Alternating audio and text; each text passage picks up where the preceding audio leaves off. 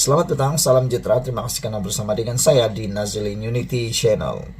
Isu yang hangat pada malam ini ialah laporan atau ulasan tentang keberanian, ketegasan, dan juga tindakan Mahathir berbaik semula dengan musuh politik beliau. Ada orang mengatakan bahwa tindakan Tun Mahathir berbuat sedemikian adalah tindakan yang meludah ke langit kena muka sendiri, kata mereka. Ada juga yang menggelar tindakan Tun Mahathir berbaik dengan musuh politik adalah tindakan terdesak. Ada juga yang menggelar tindakan Mahathir berbaik dengan musuh politik adalah tindakan yang tak tahu malu, kata mereka lagi. Ini kerana, kata mereka, apabila sudah terdesak, apapun sanggup dilakukan oleh sesiapa sahaja, kata mereka. Apa pendapat Anda tentang isu dan ulasan Mahathir berbaik dengan musuh politik?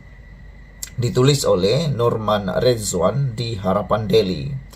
Siapa yang mengikuti sejarah politik Mahathir akan tahu beliau adalah politikus paling licik dalam sejarah politik negara menurut laporan ini.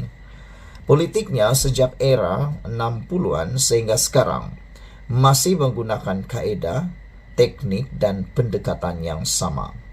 Kaedah dan pendekatannya sama, yaitu berbaik dengan musuh politik, yaitu Tengku Razali, berbaik dengan musuh politik yang pernah diaibkan, Anwar Ibrahim, berbaik dengan musuh politik yang dikafirkan, PAS, dan berbaik dengan musuh politik yang dibenci, yaitu DAP. Satu lagi teknik pecah dan perintah seperti yang dilakukan di Sabah, hingga parti bangsa Dusun Kadazan berpecah. Seperti kata Ismail Sabri suatu ketika dahulu, Mahathirlah punca orang Melayu berpecah. Mahathirlah wujudnya S46, semangat 46, PKR, bersatu dan pejuang. Maka beliau wujudkan perpecahan kepada orang Melayu yang dibuai mimpi oleh permainan politik agar orang Melayu tidak bersatu. Mahathir bolehlah dianggap sebagai serial politik assassination dengan mematikan musuh politiknya.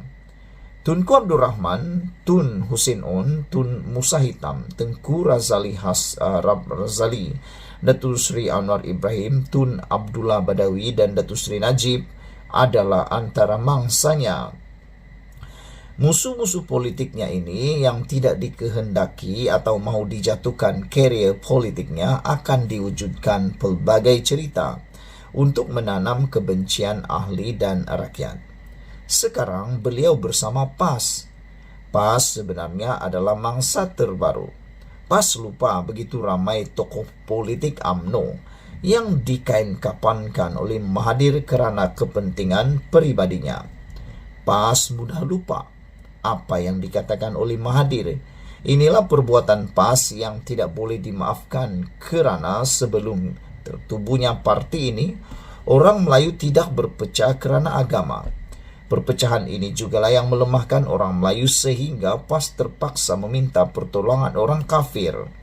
Mahathir licik. Dia bersama PH dirinya konon memperjuangkan melawan perasuah.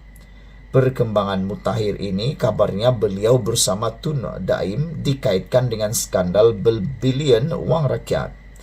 Mahathir tuduh PAS punca Melayu berpecah, sedangkan beliau yang membuat orang Melayu berpecah. Play victim Mahathir memang mudah dibaca kepada mereka yang analitikal mengikuti perjalanan politiknya. Mahathir juga saya anggap sebagai Machiavelli politik. Beliau akan pastikan matlamat menghalalkan cara, tipu muslihat, licik, dan dusta. Ketiga, teras fatwa yang dikemukakan dalam teori politik Machiavelli ini digabungkan dengan penggunaan kekejaman dan kekuatan. Disebabkan itu, Mahathir dulu dikenali sebagai Maha Firaun atau Maha Zalim oleh rakyat Malaysia. Musuh politiknya bukan saja hilang jawatan, tetapi akan dipenjarakan di bawah ISA ketika itu.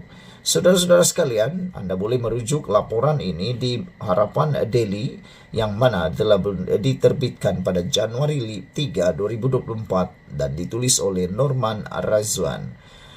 Sekian dulu untuk kali ini. Jangan lupa tinggalkan komen Anda, tekan butang subscribe, share video ini. Kita jumpa lagi. Bye-bye. Selamat petang, salam sejahtera. Terima kasih karena bersama dengan saya di Nazilin Unity Channel. Dipetik daripada Harapan Daily, mengejutkan kita semua. Benarkah PN yang atur langkah Dubai untuk mengelakkan jadi klaster mahkamah? Ini menjadi sesuatu yang panas dan penuh kontroversi. Karena persoalannya ialah, benarkah Perikatan Nasional sengaja mengatur langkah Dubai kerana mahu cuba mengelak jadi klaster mahkamah atau takut untuk dibicarakan di mahkamah? Dengan cuba menjatuhkan kerajaan, mereka tidak sempat masuk dalam klaster mahkamah. Itu persoalan besar yang dipetik daripada Harapan Daily. Menurut laporan ini, langkah Dubai yang didakwa diatur sebagian besar pemimpin blok pembangkang bagi menggulingkan kerajaan, dipercayai dilakukan bagi mengelak dari menjadi klaster mahkamah. Pengarah Komunikasi UMNO Datuk Lokman Nur Adam berkata, Datuk Seri Dr. Ahmad Zahid Hamidi selaku Timbalan Perdana Menteri mengetahui setiap pergerakan mereka, termasuk ketika mereka berada di Dubai untuk perancangan terbuka tap. Dakwanya, ada sebahagian pemimpin yang tidak berani meneruskan rancangan tersebut selepas perbuatan mereka dihidu dan terbongkar. Setiap pergerakan mereka kita tahu, kata beliau. Siapa yang menghadiri perjumpaan, siapa yang peringkat awal nak pergi, selepas itu bila benda dah kecoh, tak berani pergi. Macam-macam, kata Lokman Adam. Sudah pastilah Presiden UMNO yang juga Timbalan Perdana Menteri tahu tentang apa yang berlaku. Jadi, memang seperti mana yang diungkapkan Datuk Seri Anwar Ibrahim dan juga Ahmad Zahid Hamidi, memang ada langkah Dubai dan memang ada usaha untuk menarik ahli-ahli parlimen kita untuk bersama dengan mereka, iaitu Perikatan Nasional. Dalam usaha ini dilakukan bukan saja oleh mereka yang berada di dalam politik, tetapi turut melibatkan mereka yang takut menjadi klaster mahkamah ataupun sudah jadi klaster mahkamah, takut nak ke penjara Sungai Buloh ataupun ke penjara Kajang, katanya dalam satu video. Saudara-saudara sekalian, media melaporkan langkah Dubai didakwa didalangi Tun Dr. Mahathir Mohamad dan Tun Daim Zainuddin.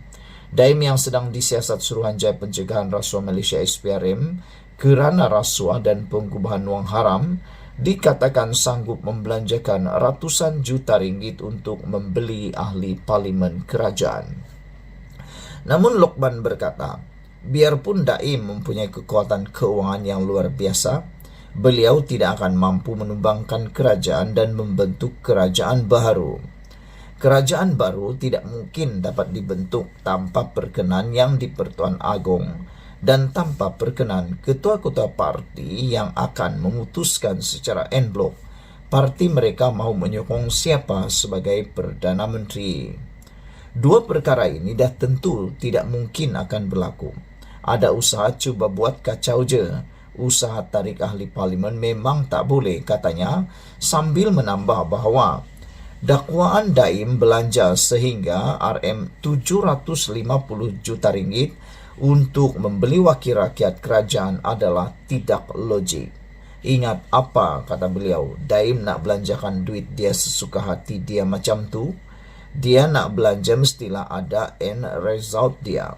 Orang takkan mengeluarkan modal untuk sesebuah perniagaan kalau dia tahu tak berjaya, kata Lokman. Kalau duit asik keluar beli ahli parlimen, kerajaan tumbang, tapi tak boleh dibentuk kerajaan baru yang boleh memastikan dia selamat daripada menjadi klaster mahkamah. Buat apa dia bayar, kata beliau lagi.